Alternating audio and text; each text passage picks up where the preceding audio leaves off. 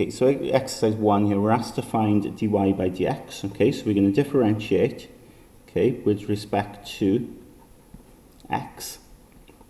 Okay, so differentiate each term. So x squared becomes 2x.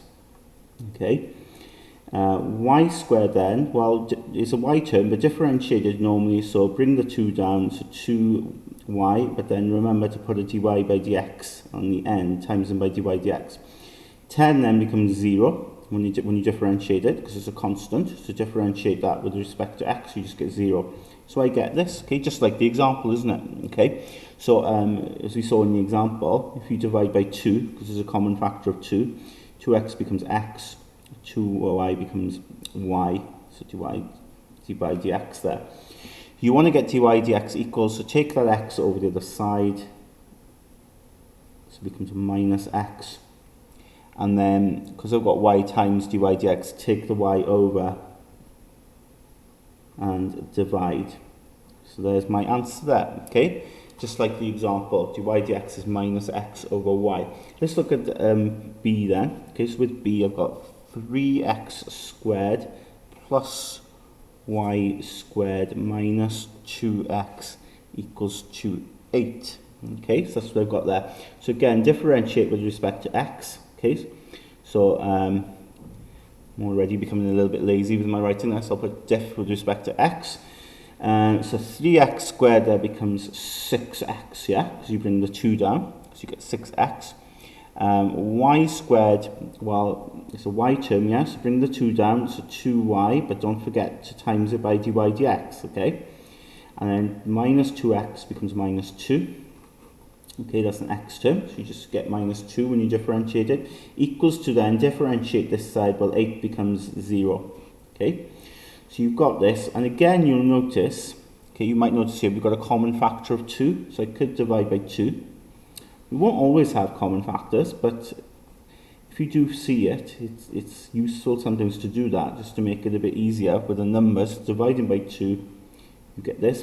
Now what I would do now is I get everything that does not belong to dy dx onto the right hand side. So we've got y dy dx, leave that on the left hand side, but take over the other side, then the minus 1, take it over, so it becomes a plus 1. I take it over, and then the 3x, take that over, becomes minus 3x. Okay, and then to finish then, I get dy dx is equal to, well, I've got 1 minus 3x, and take that y over and divide, yeah, because we're timesing, and you take it over and divide, and there's my answer. Okay, dy dx there is in terms of x on y again. Okay, so let's look at C. We've got x squared, take away 6y cubed plus y equals 0. Okay, so we're going to then differentiate again, you know, with respect to x. So x squared becomes 2x.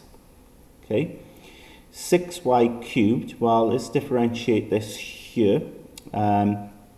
So it's a y term, so bring the 3 down, so you get minus 18y squared, yeah? 3 times 6 is 18, y squared it becomes then, don't forget to put dy dx at the end. Y then, it's a y term, well y just becomes 1, doesn't it? But remember you've got to times it by dy dx, because it's a y term, equals 0. So then, on this side, you can see I've got dy dx terms coming up twice there, so I can factorize that dy dx, right? I've got minus 18y squared here in front of that one, and I've got plus 1 in front of that one. And if I take that 2x over to the side, I get minus 2x. Okay? To finish then, I've got minus 2x here. Divide then by minus 18y squared plus 1. Okay, you might want to rewrite that to make it a bit nicer, so minus in front, 1 minus 18y squared, it doesn't really matter, okay, we've got our answer for dy by dx.